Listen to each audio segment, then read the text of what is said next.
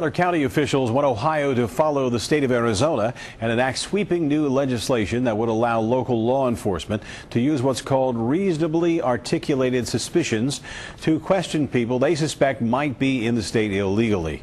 Officers could then demand the individual show proof of citizenship.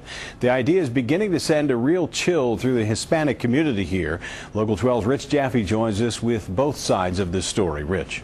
Rob, law enforcement officers use those same suspicions all the time on suspects, but right now, only federal immigration and customs officers can use them on people who might be illegals.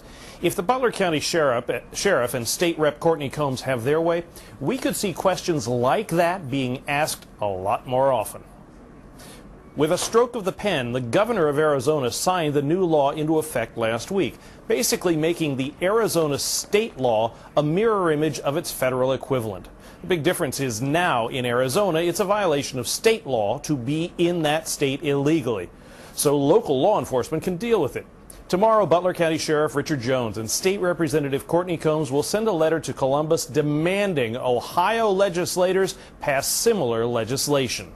Mr. Combs is setting up a meeting with the governor of Arizona to try to sit down and talk with her over the bill that she just signed and see if we can take some of this back, and Mr. Combs, a state representative, can maybe get something introduced in the House or the Senate. Our inept action for the past 3 years has caused us to be where we're at right now. It's terrible because you talk about this country, the freedom, put like a slogan in all the world. Everybody's talking about this country, the great things. It has great things. And this situation, it makes you think something different. You say, what is happening? Sheriff Jones and State Representative Combs plan to go to Arizona in a couple of weeks and see for themselves what the situation is along the border. You may remember they were there about 2 years ago for a first-hand look. What they expect to see is contrary to what they're hearing from Washington. The situation has gotten much worse. During that trip, as you heard, they hope to meet with the Arizona governor and discuss her new bill. Rob?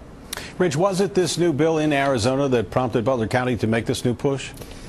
To some degree, yes, because they see Arizona doing what they believe should be done here as well. But it's also been the fact that we have had an immigration bill in Ohio stalled in the legislature recently, and it hasn't gone anywhere. And on top of that, it is the presence of the increasing violence along the border that they fear is coming directly here as well. Rich Jaffe.